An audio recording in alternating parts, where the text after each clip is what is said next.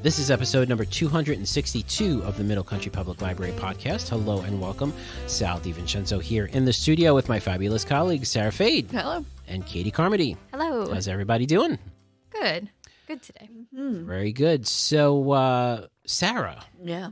this week is a big anniversary for the podcast here. So, you and I, 5 years ago this week, 5, Katie. 5 years ago this week, started this podcast with episode number 1. So happy anniversary. We are Wow. starting season number 5 here. Woohoo! Hopefully, season number 5 will come with many exciting things. Yes. Yes. Hopefully. So hopefully everything works out. That being said, if you are listening on YouTube, you know we're only 28, as of recording, we're only 28 subscribers away from 1,000 subscribers. Woohoo. So I implore you, please hit the subscribe button. You are not just getting us. You're getting all the other great things that are on the library's YouTube page. Katie, you've put some nice things up there on the YouTube page. Yes, we used to do story times. They're all down now, right? For publisher reasons. But Oh, Yes. yes, we do. But you do other things too, right? Yeah. Programs. You have programs. You have Programs. Take and Makes, right? Take and makes. Yes, we have Yes. take and makes. They're We on do. there. Yeah. So, you know, Learn fun crafts, how to do things. exactly. So subscribe to the Middle Country Public Library YouTube page. We'd greatly appreciate it. So that being said and out of the way, Katie, what do you have for us this week? All right. So last week I talked about what you could do at the library for your children during February break. This time I wanted to expand away from the library and see what you can have from the library but can do outside of the library. So we're talking museum passes and discount tickets at the to local area attractions. Very nice. So museum passes, you can reserve them up to 60 days in advance. You have to be older than 19 to put that pass on reserve, and only one can be used at a time. But we have really great passes. So we have really popular museums like Long Island Children's Museum, Cradle of Aviation, even museums in the city like the MoMA and the Guggenheim. Nice. We also have discount tickets to area attractions. Those are first come, first serve. Similar to museum passes, they have to be reserved in advance. We do have a limited number of museum passes available. So if you're looking for Long Island Children's Museum, very popular, make sure to reserve that in advance. But discount tickets, also an option. We have everything from Natural History Museum, the Bronx Zoo, and the Long Island Aquarium. Those are for purchase. So from $10 for the Natural History Museum, Bronx Zoo is $27.95 each, and then we also have Long Island Aquarium is $24 each. It's actually a pretty good deal. What is the process for folks having to reserve these passes? So you could either give us a call, you could head right online. On our homepage, you will see discount tickets. You could, or type it in. You could also just go down to the museum pass. It shows a little museum pass, little tickets. You click on that. It will give you all the instructions, tell you what you're allowed to take out, how to reserve it. You could search by date. You could also search by museum that you're looking for and see if it's available when you're trying to go. Great. And is this for Middle Country patrons only? Only Middle Country patrons, only Middle for Country- hours. For the museum passes and for the discount tickets. It's for anybody, though, not just families, but you do have to pick them up on the children's side. Yeah, so this is good. So if you're listening today, and perhaps you can go to the website and you can browse. Perhaps you'll find something free next week for the break. I can't believe the break is next week already. Crazy. February's flying. It's flying. It's flying. And then take advantage of that. I know that there are a couple of museums, especially out east, that seem to be always available. Like the Parish Art Museum, I think. We have multiple passes for some museums. Yeah, we do, yeah. Which is nice. The Empire Pass, if you're looking to go to local parks or anything like that, we have multiple of those ones. Yeah, and some are physical that you have to come down and pick them up, like you said. Yes. And then others are what? They're on demand? Print on demand. So Okay. those you can print the day that you're going, reserve them for the day that you're going. If you are looking to pick one up, reserve that the day before. That way you have time to come pick it up at the library, and then you have the next day to go whenever you want to that museum, and then the third day you return it before closing. Fantastic. Well, thank you very much, Katie. We'll put that in the show notes for people to link to directly to there. Sarah, you're going to talk about something that people love. They love. It's this time of year. People are really into it. Right? Well, I'm sure you don't get this as much on the children's side, but who knows? Right about this time, I would have to say maybe the third week in January, right? We start getting questions. Where are the tax forms? Oh, no. Yeah, so we all know tax day is what, April 15th? Actually, this year is April 18th Why? because tax day lands on a Saturday, Oh. and the Monday Is it a holiday? is a holiday, is a federal holiday. What holiday is it? I don't know. It's a holiday. Oh, okay. So that got me thinking, well, when did we start getting, taxed by good old Uncle Sam, right? So I have some things from the National Archives, Nice. the IRS website, and the Library of Congress, right?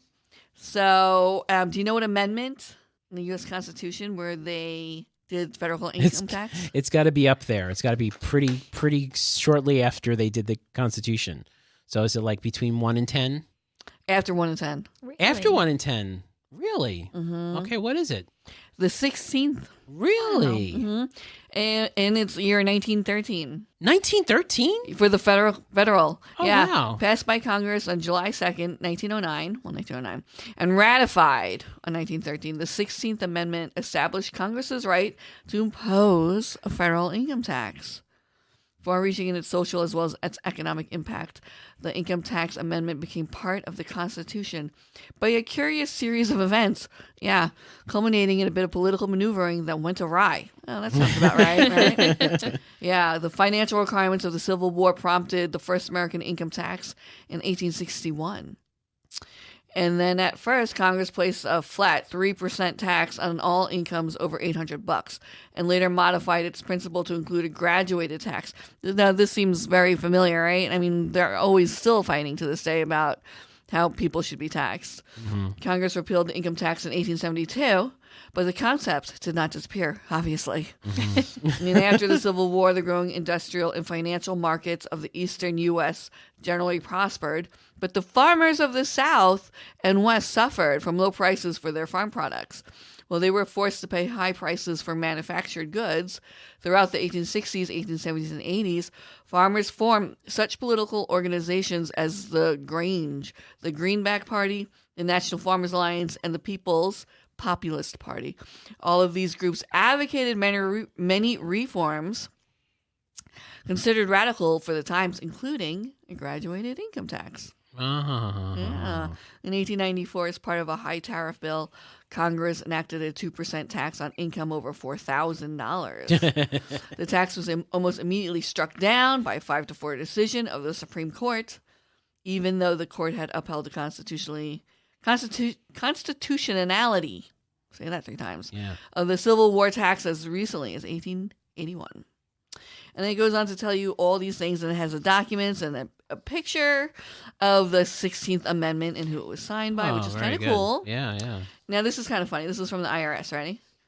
So it goes, okay, so before the U.S. Constitution was ratified in 1788, the federal government lacked the power to raise revenue directly. Right? Well, of course. Yeah.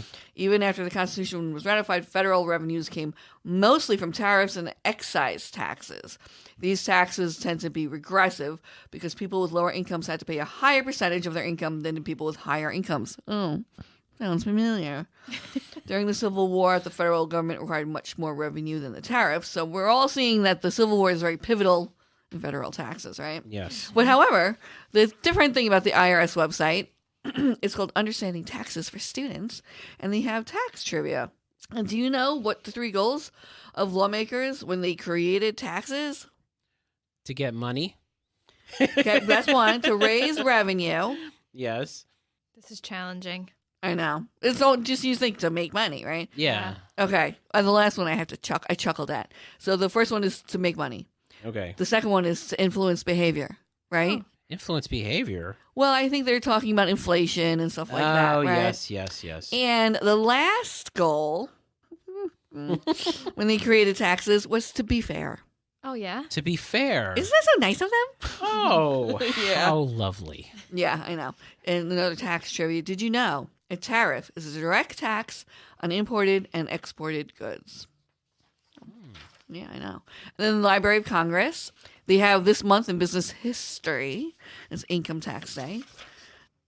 So they have original documents such as the Abraham Lincoln Papers, general correspondence about, taxes. The origin of the income tax on individuals is generally cited as a passage of the 16th Amendment Now, you guys know this, 1909 and 1913.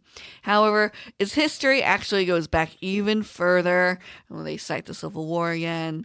However, in 1894, Congress enacted a flat rate federal income tax, which was ruled unconstitutional.